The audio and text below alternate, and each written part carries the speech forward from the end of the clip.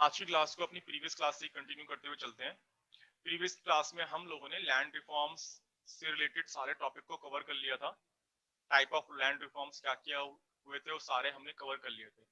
आज हम लोग ग्रीन रेवोल्यूशन को कंप्लीट करने वाले हैं और ग्रीन रेवोल्यूशन की नीड्स और ग्रीन रेवोल्यूशन के अंडर क्या क्या हुआ और किस किन स्टेट्स को इसका ज्यादातर मेन बेनिफिट्स मिले, ये हम यहाँ पे देखने वाले हैं। इसको थोड़ा शॉर्ट में इसको कवर करेंगे। तो सबसे पहले हम इस बात को समझते हैं कि इंडिपेंडेंस के समय हमारी जो एग्रीकल्चर थी वो मेजरली डिपेंडेंट थी मॉनसून के ऊपर, और इसकी वजह से हमें कई सारी प्रॉब्लम्स को फेस करना पड़ा।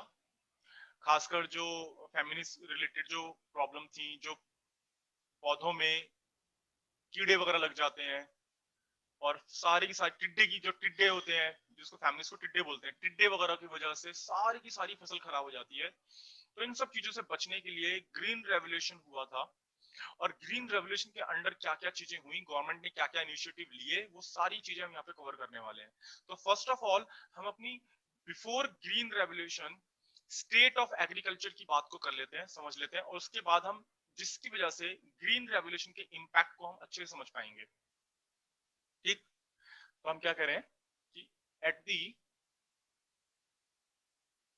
Time of independence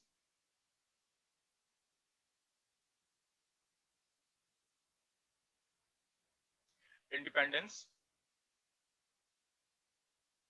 a large chunk, chunk का मतलब होता है बहुत बड़ी मात्रा में, बहुत बड़ी संख्या में, बहुत अमाउंट।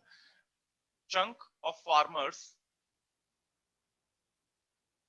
वर, तो ये मेरा की पॉइंट है, डिपेंडेंट ऑन द मॉनसून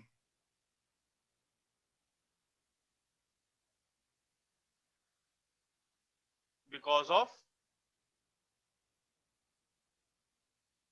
विच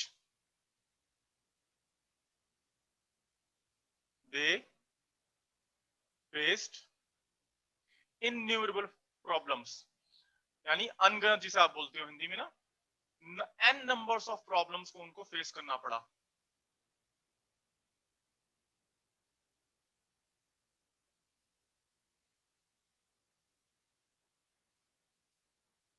ये एक प्रॉब्लम थी। दूसरा हमारी सिचुएशन क्या थी, हमारी एग्रीकल्चर की जो टेक्नोलॉजी थी, टेक्नोलॉजी एंड मशीनरी जो एग्रीकल्चर में यूज होती हैं, ट्रैक्टर वगैरह कह लो, थ्रेशर्स वगैरह कह लो, या ऐसी मशीन्स जो पौधे को दाने से, यानी जो फसल है दाने से अलग कर देती हैं। तो जो टेक्नोलॉजी और मशीनरी थी ना, वो बहुत ही पुराने जमाने की, ऑब्सोलीट यानी कि आउटडेटेड टेक्नोलॉजी हमारे देश में यूज हो रही थी। ऐसी टेक्नोलॉजी जिसका आपको यूज नहीं रह गया था, और इस वजह से हमारी जो कॉस्ट थी, हमारे फार्मर्स जो थे उनकी जो कॉस्ट थी वो बहुत ज्यादा बढ़ रही थी। और कॉस्ट बढ़ने की वजह से हम ये कह रहे हैं कि हमारी जो प्रोडक्टिविटी थी वो भी कम थी, क्योंकि हम एक ऑब्सोल्यूट टेक्नोलॉजी का यूज कर रहे हैं, बैकवर्ड टेक्नोलॉजी का, आउटडेटेड टेक्नोलॉजी का यूज कर रहे हैं। तो जितना प्रोडक्शन हो सकता था उससे कहीं कम प्रोडक्शन हो रहा है। तो हमने क्या लिखा, technology and machinery used in farming were obsolete. इसको आप आउटडेटेड भी बोल सकते हो।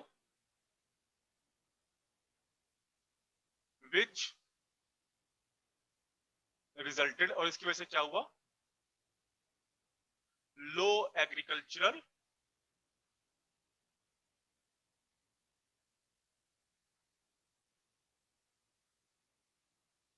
प्रोडक्टिविटी।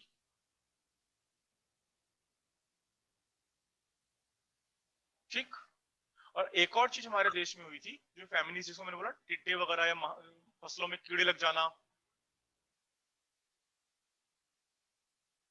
अफेक्टेड, जिसकी वजह से कभी अगर आप लोगों ने एग्रीकल्चर के बारे में देखा तो टिड्डे एक ऐसी मतलब फसल के लिए ना तो अभिशाप है वो। अभी आपने रिसेंट में दिल्ली में सुना होगा कि टिड्डे आ रहे हैं, पंजाब से हरियाणा की तरफ से टिड्डे आ रहे हैं। तो टिड्डों का जो झुंड होता है ना, वो बेसिकली ऐसा होता है कि सेकंड मिनटों में 2 मिनट भी अगर वो गांव में रह गए, फसल के ऊपर रह गए, तो पूरी की पूरी फसल साफ कर देते हैं वो। आपने देखा होगा, टीवी में देखा होगा, किसान जो है Yes. जिसके पास पैसा है, ठीक है, तो वो बड़े बड़े जो म्यूजिक सिस्टम्स हैं है ना, उनको ले जाके खेतों में ले जाके उन्होंने बजा दिया, जोर जोर से बजा रहे हैं। शोर की वजह से वो टिड्डे वगैरह फसल पे आके नहीं बैठते, वो उड़ जाते हैं वहां से, बैठते नहीं है। जिनके पास पैसा नहीं है वो थाली बर्तन वगैरह खेतों में जाके पीट रहे हैं, जिससे वो भगा रहे हैं उनको, जिससे वो उनके ऊपर ना बैठ सके। तो टिड्डों की महामारी की वजह से जो फसलों की जो के लिए एक तरह से अभिशाप है, और इसका इफेक्ट 1940 में हुआ और काफी ज्यादा नुकसान हुआ हमारे देश को एग्रीकल्चर सेक्टर में। तो feminist affected agricultural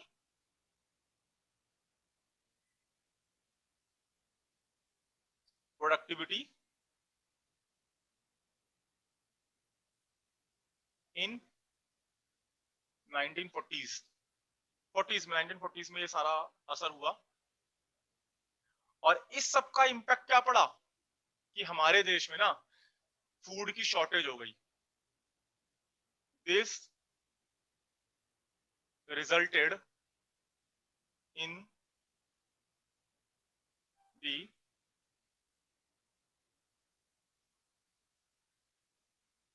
shortage of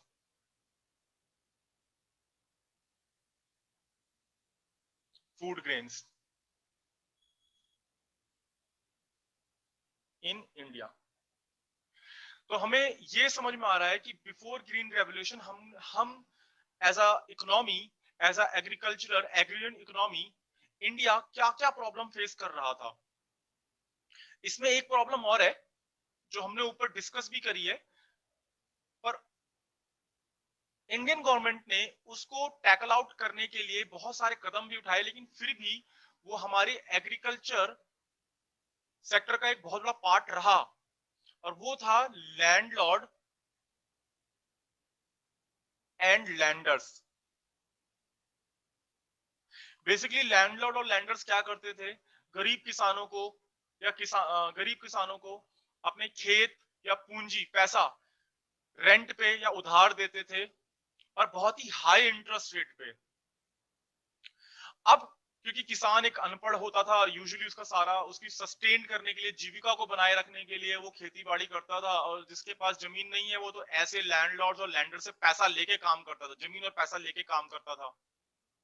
तो उनसे इतनी हाई इंटरेस्ट रेट वसूली जाती थी जो कि वो पूरा नहीं कर पाते थे, पे नहीं कर पाते थे। कई बार उनको सूखा और बाढ़ की प्रॉब्लम से भी फेस होना पड़ता था, और इसकी वजह से उनकी जो प्रोडक्टिविटी थी, प्रोडक्शन था, वो कम रह जाता था।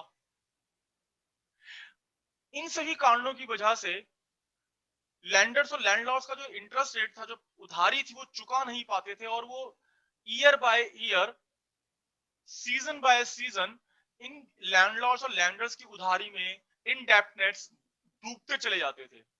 और इसका फायदा इस तरह जो ये लैंडर्स हैं, लैंडलॉर्ड्स हैं, उठाते थे, उनकी पूरी की पूरी प्रोड्यूस उनसे छीन लेते थे, या उनकी जमीन हड़प लेते थे, है ना। और हमारे किसान जो थे बहुत लंबे समय तक, इवन टुडे, जो अभी भी कुछ गांव ऐसे हैं, बहुत सारे गांव ऐसे हैं जो इन तरीके के जो लैंडलॉर्ड हैं, जो माफिया हैं, इन पे डिपेंडेंट है अभी भी वो पैसों के लिए। ऑल्दो गवर्नमेंट ने बहुत सारे credit institutions, financial institutions backward area में, रूरल एरिया में डेवलप किए हैं, पर उसके बाद भी अभी भी किसानों को ये प्रॉब्लम फेस करनी पड़ती है।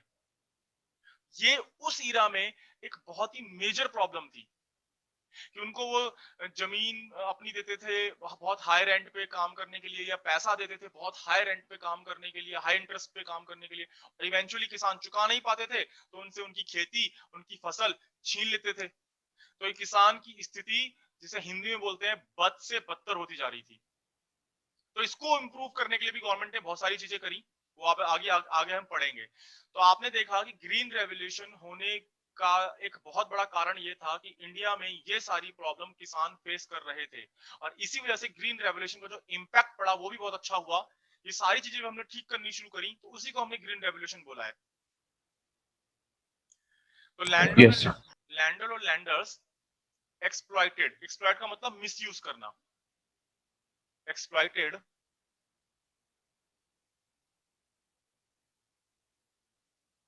farmers because they were dependent on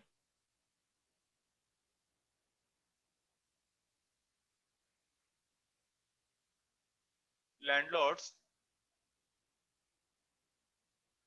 and rural money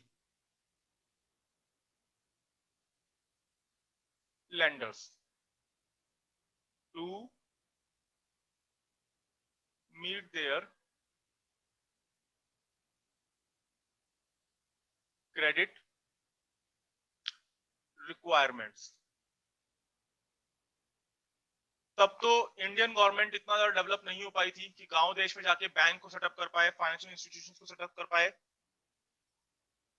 और इवेंचुअली किसानों को ऐसे लैंडलॉर्ड्स और मनी लेंडर्स के पास जाना पड़ता था अपनी क्रेडिट रिक्वायरमेंट को पूरा करने के लिए। आगे देखते हैं। और जो ये सारी स्टैग्नेशन थी, स्टैग्नेशन का मतलब हमारी जो खेती में, हमारी एग्रीकल्चर सेक्टर में, फार्मिंग में जो ठहराव आ गया था, इस ठहराव को तोड़ा ग्रीन रेवोल्यूशन ने। और कैसे तोड़ा? ग्रीन रेवोल्यूशन में हमने सबसे पहले जो एक sustained increase in the production of food grains को अचीव किया। सस्टेन्ड का मतलब होता है कि वो सिचुएशन जिसको आप मेंटेन कर सको प्रॉपरली। तो हमने सिर्फ इंक्रीज ही नहीं किया अपने फूड ग्रेन में, बल्कि उसको मेंटेन भी किया। आप आज भी सुनते हो कि बम्पर गेहूं की खेती हो गई, बहुत ज्यादा भारी मात्रा में आम पैदा हुए हैं, बहुत सारी फसल बहुत अच्छी अच्छी हुई है। तो आप ये देख रहे हो कि बहुत सारे जो गवर्नमेंट ने जो बहुत सारे मेजर्स लिए, करेक्टिव मेजर्स लिए, इसकी वजह से इंप्रूवमेंट हुआ। और उस इंप्रूवमेंट को हमने सस्टेन्ड यानी मेंटेन भी करके रखा। ईयर बाय ईयर हम और आगे बढ़ते गए, और इस तरह से हम अपने फूड ग्रेन का जो मिशन था, जो सेल्फ रिलायंस होना चाहते थे फूड ग्रेन में, उस मिशन को हमने अचीव किया। तो अब हम यहाँ पे पॉइंट लिख रहे हैं, stagnation in agriculture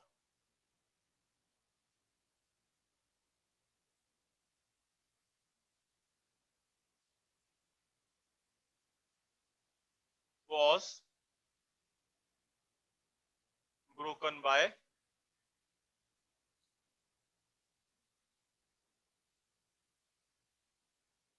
the green revolution।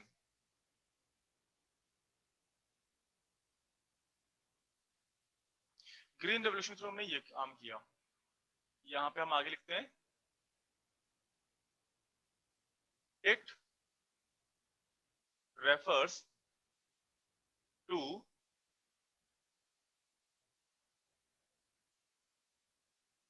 sustained increase in the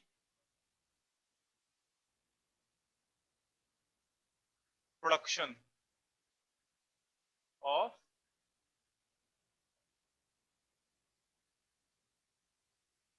food grains। ये हमारा मेन ऑब्जेक्टिव था, सेल्फ रिलायंस होना, जिसको हमने कवर किया बाय ग्रीन रेवोल्यूशन। बाद में हमने और भी बहुत सारे करेक्टिव मेजर्स लिए, लेकिन ग्रीन रेवोल्यूशन हमारे लिए एक तरह से लैंडमार्क पॉइंट था। और ये इसका सबसे बड़ा जो हाईलाइट था, फीचर था, तो अगर हम लिख लें,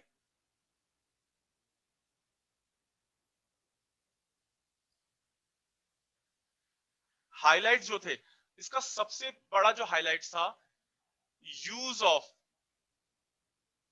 HYV सीड्स। और HYV का मतलब क्या होता है? हाई yielding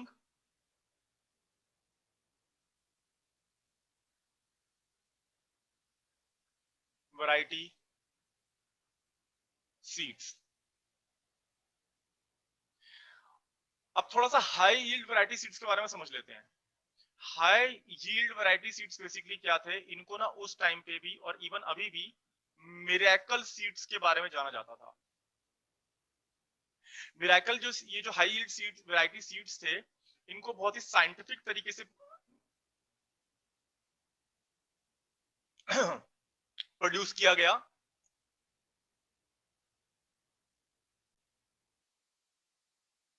ऐसा मैंने आपको बताया कि ये साइंटिफिक तरीके से इनको प्रोड्यूस किया गया था। इसका जो मेन जो फीचर था हाई यील्ड वैरायटी सीड्स का, कि इसको सबसे पहले तो रेगुलर वाटर सप्लाई की जरूरत होती थी। रेगुलर वाटर सप्लाई, तो इसीलिए आपने देखा होगा कि ग्रीन रेवोल्यूशन का जो मेजर जो इंपैक्ट था ना, वो ज्यादातर उस स्टेट में रहा जहां पर वाटर सप्लाई रेगुलर थी।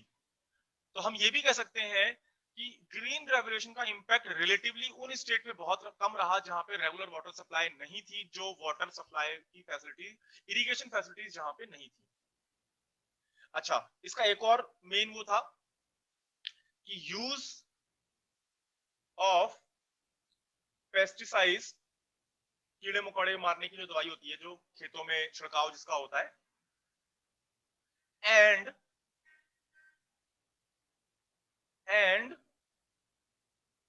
फर्टिलाइजर्स है ना। दो मेन फीचर हमारे ये हो गए हाई यील्डिंग वैरायटी सीड्स के, कि रेगुलर वाटर सप्लाई चाहिए, use of pesticides and fertilisers, ये प्रॉपरली वर्क कर सके, इनकी वजह से प्रोडक्टिविटी अच्छी हो सके, ये सारी चीजें चाहिए थी। तो गवर्नमेंट ने इसीलिए जिन गांवों में नहरें नहीं थी या वाटर सप्लाई नहीं थी, वहां पे तालाब बनवाए, नहरें बनवाई, इरिगेशन फैसिलिटीज को इंप्रूव करने की कोशिश करी गई, ट्यूबवेल्स लगवाए जो मोटर्स के थ्रू जो पानी एक्सट्रैक्ट करते हैं, वो किया। अच्छा, पेस्टिसाइड्स और फर्टिलाइजर्स में भी गवर्नमेंट ने सब्सिडी दी, किसान एकदम सस्ते दाम पे पेस्टिसाइड्स खरीद सकें, फर्टिलाइजर्स खरीद सकें और उसको अपनी फार्मिंग में यूज कर सकें। और इन सब के लिए गवर्नमेंट ने क्या किया, hence farmers require proper irrigation facilities. अब इरिगेशन फैसिलिटीज को गवर्नमेंट ने कैसे टैकल किया, मैंने अभी अभी आपको बताया, तालाब बनवाए, नहरें बनाई, जो इलाकों के आसपास से नदियां नहीं बहती थी उनको नहर बना के उनको नदियों से जोड़ा, तालाब से जोड़ा, और सीजनल फार्मिंग सीजन में उनमें नहरों में तालाबों में पानी भरवाया, हर साल होता है हमेशा। और क्या किया, एंड जो नेसेसरी फंड्स थे, फाइनेंशियल सपोर्ट था, ये फर्टिलाइजर्स और पेस्टिसाइड्स को खरीदने के लिए, या कैपिटल गुड्स खरीदने के लिए, मशीनरीज वगैरह खरीदने के लिए, फार्मर को सपोर्ट करने के लिए गवर्नमेंट ने नेसेसरी फाइनेंशियल सपोर्ट भी दिया, क्रेडिट फैसिलिटी इंप्रूव करी।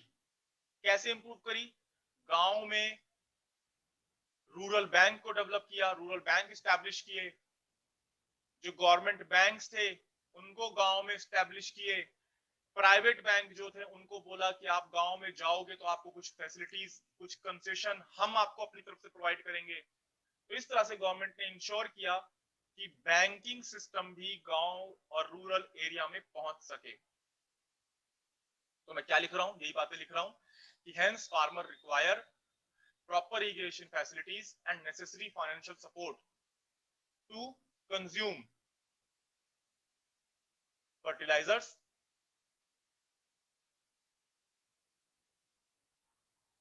and pesticides.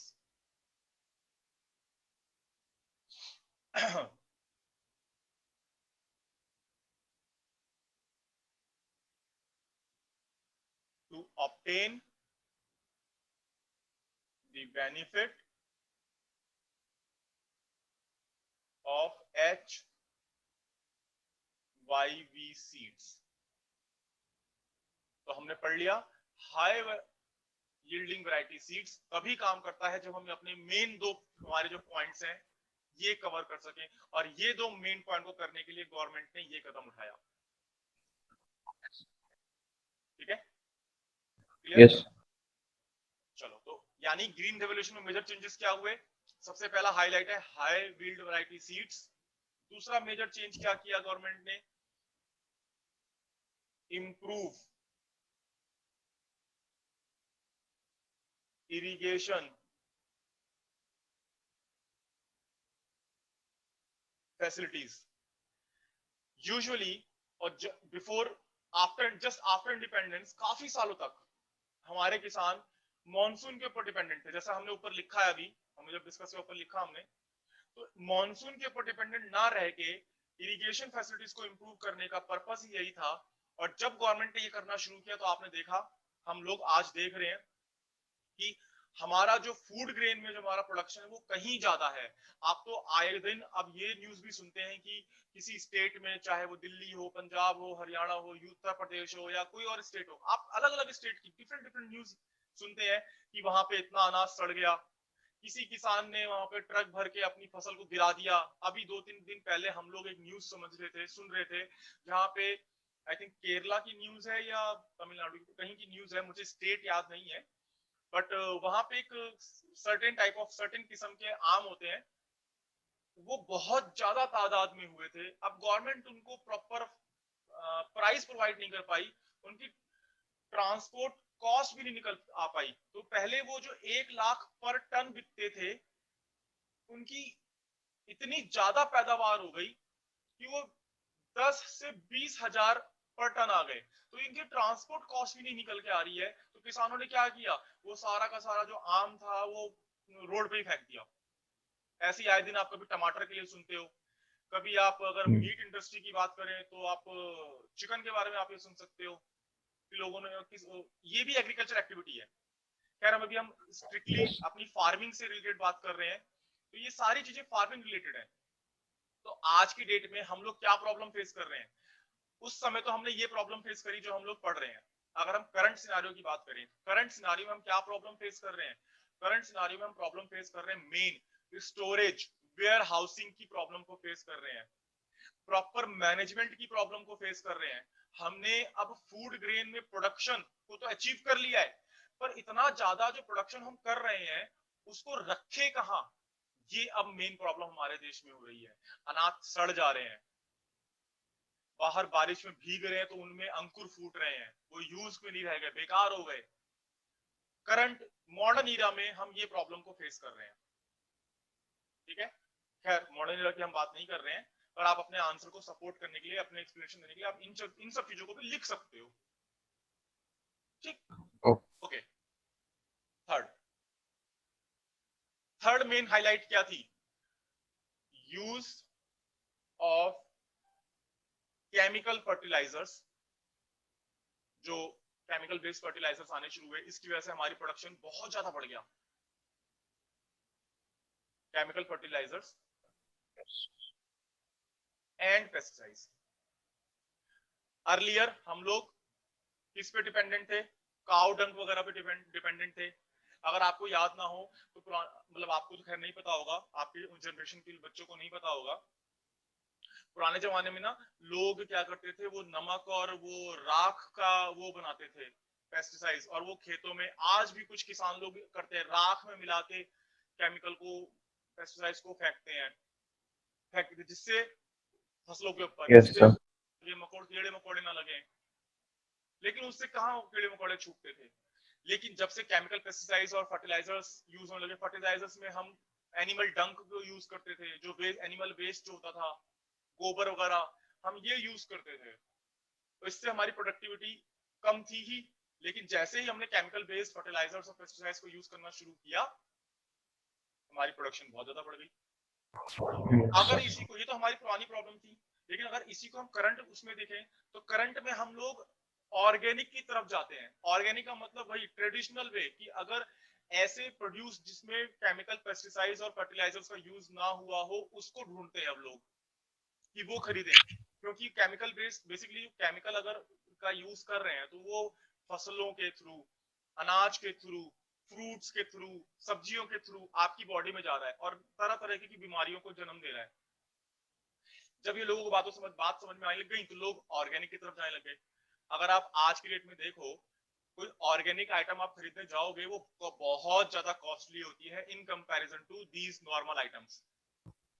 और उसका सीधा सा रीजन ये है, बिकॉज ऑर्गेनिक यानी अगर हम एनिमल डंग और एनिमल फर्टिलाइजर्स पेस्टिसाइड्स का यूज करते हैं तो प्रोडक्टिविटी रिलेटिवली काफी लो रहती है। और क्योंकि कॉस्ट तो हमारी उतनी ही लग रही है पर प्रोडक्शन कम हुआ है, इसीलिए वो बहुत ज्यादा महंगी होती है।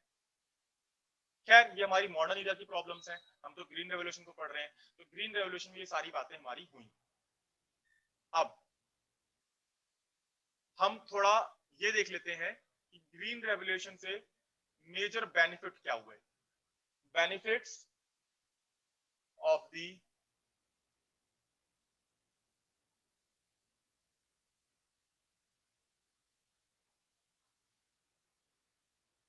Green revolution.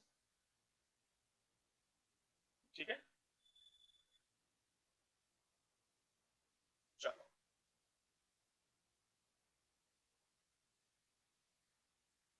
सबसे पहला बेनिफिट जो हुआ और वो ये था, पॉइंट वाइज कर लेते हैं।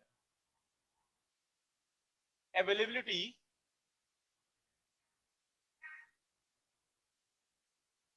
Availability of inputs. ठीक, चलो इसको समझते हैं, लेते हैं कि अवेलेबिलिटी ऑफ इनपुट कैसे हुआ। Because of use of high yield variety seeds, pesticides and fertilisers, जो हमारी एग्रीकल्चर थी वो बहुत अच्छे से डेवलप हुई। और डेवलप होने के बाद हमें इनपुट का मतलब क्या होता है, रॉ मटेरियल। तो अच्छे सीड मिलना, अच्छी इंप्रूव्ड इरिगेशन फैसिलिटीज मिलना, फर्टिलाइजर्स मिलना एंड पेस्टिसाइड्स, इंप्रूव्ड या केमिकल बेस्ड पेस्टिसाइड्स मिलना,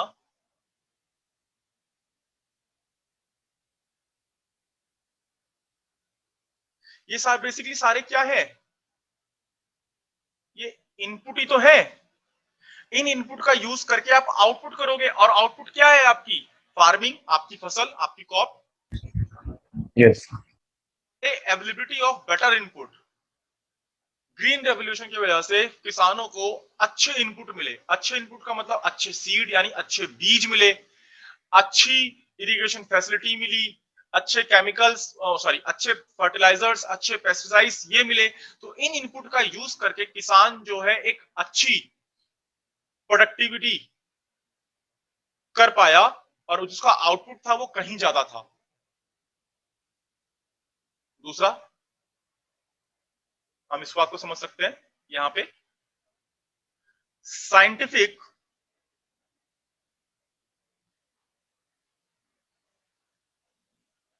रोटेशन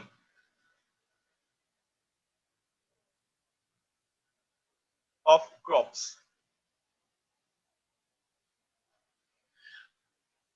देखो, हाई यील्ड वैरायटी जो सीड्स होते हैं ना, वो बहुत कम समय में जल्दी वो हो जाते हैं, फसल पूरी हो जाती है, फसल, है ना। तो इन सीड्स की वजह से अब किसान जो है, जब एक साल में सिर्फ एक बार ही खेती कर पाते थे, लेकिन because of high yield variety seeds की वजह से अब किसान दो बार कर पा रहे हैं। एक ही साल में 2 बार वो खेती कर पा रहे हैं और साइंटिफिकली अपनी क्रॉप्स को वो रोटेट कर पा रहे हैं। तो जो हार्वेस्टिंग का जो तरीका है किसानों का, ये चेंज हो जाने की वजह से कहाँ एक साल में सिर्फ एक बार खेती कर रहे हैं और कहाँ वो साल में 2 बार खेती कर रहे हैं, फार्मिंग कर रहे हैं। तो उनका प्रोडक्शन जो है, अगर हम डायरेक्टली सीधा सीधा बोले, बिना किसी मैथ को लगा के बोले, तो हम ये कह सकते हैं कि 2 टाइम्स उनका प्रोडक्टिविटी बढ़ गई, है ना। तो इस बात को हम लिख Yes. लेते हैं यहाँ पे।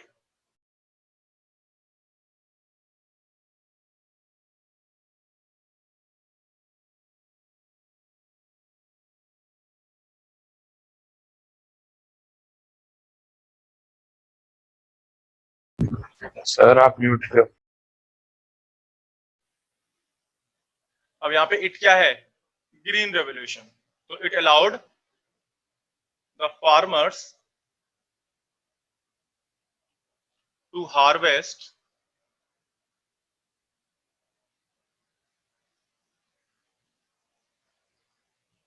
more than 2 crops in a year through the initiation of short-term HYV seeds for major crops। अब शॉर्ट टर्म का मतलब क्या है कि जो हाई यील्ड वैरायटी जो सीड्स थे, बहुत ही कम समय में मेच्योर हो जाते थे और वो कटने के लिए तैयार हो जाते थे कि किसान उनको काट ले और फिर वो मार्केट में और मंडी में ला सके, बेच सके। मेजर क्रॉप्स जैसे दलहन, दालें और चावल, गेहूं, इनका वो प्रोडक्शन बढ़ा सके। और क्योंकि वो बहुत ही कम समय में, ऑलमोस्ट हाफ टाइम में वो मेच्योर हो रहे हैं, और इस तरीके से किसान एक साल में 2 बार खेती कर सकता था।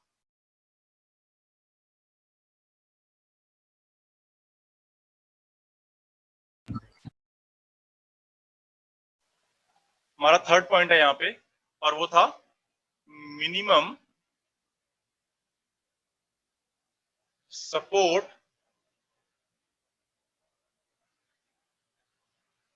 प्राइजेस।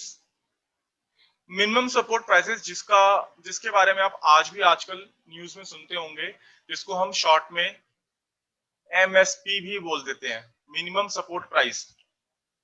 बेसिकली गवर्नमेंट यहाँ पे इंश्योर करती है कि जो किसानों को एक रीजनेबल प्राइस मिले अपने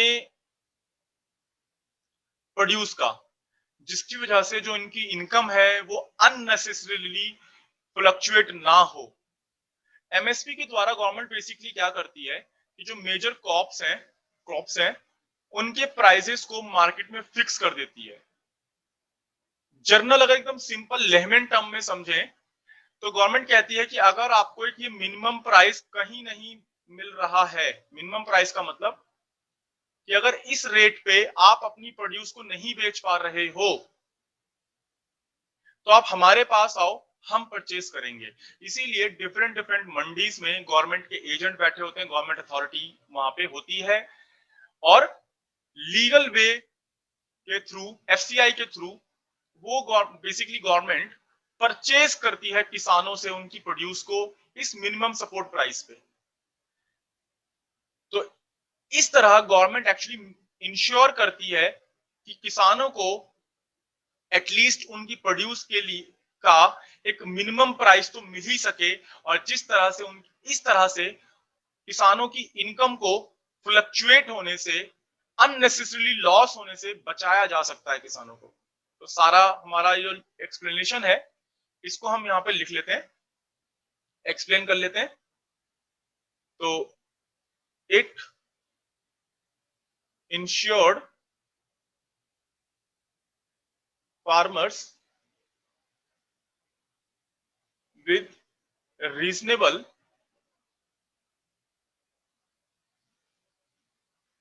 prices for their produce through minimum support prices and prevented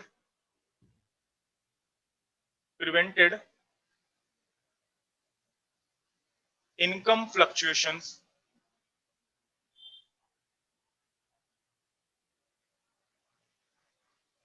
of farmers। बहुत इतना। और लास्ट जो हमारा हुआ बेनिफिट यहाँ पे वो क्या था? Credit facility. ये तो हमने पहले भी एक्सप्लेन कर लिया है, इसको समझ लिया है कि किसानों के लिए गवर्नमेंट ने फाइनेंशियल इंस्टीट्यूशंस बनाए, क्रेडिट फैसिलिटीज प्रोवाइड करी, जीरो रेट इंटरेस्ट पे किसानों को लोन प्रोवाइड कराया, उनकी खेती के लिए सीजनल लोन्स प्रोवाइड करवाए गवर्नमेंट ने। ये सारी बातें क्रेडिट फैसिलिटी के अंदर हम लिख सकते हैं, तो लिख लेते हैं इट प्रोवाइडेड। अब इट का मतलब अगेन क्या? Green revolution. It provided Yes. farmers with sufficient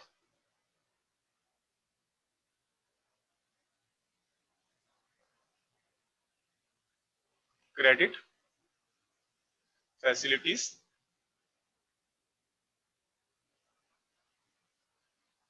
and package of inputs before the sowing। यानी फसल जिसे हिंदी में बोलते हैं ना, फसल बैठा दी हमने, फसल बैठाने से पहले ही, बिफोर सोइंग सीजन, यानी सीजन शुरू होने से पहले ही उनको ये सारे इनपुट यानी बीज मिल जा रहे हैं, पैसे मिल जा रहे हैं, फर्टिलाइजर्स, पेस्टिसाइड सब मिल रहे हैं उनको गवर्नमेंट की तरफ से बहुत ही लो रेट पे या फ्री रेट पे, थ्रू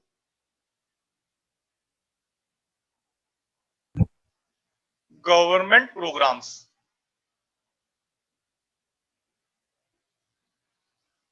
ठीक, तो ये सारे बेनिफिट थे हमारे ग्रीन रेवोल्यूशन के। ओके, तो आप इसे बैठ के रिवाइज Okay. करोगे, इसे पढ़ोगे और फिर आगे हम लोग इसको आगे का चैप्टर कंप्लीट करेंगे। ठीक है।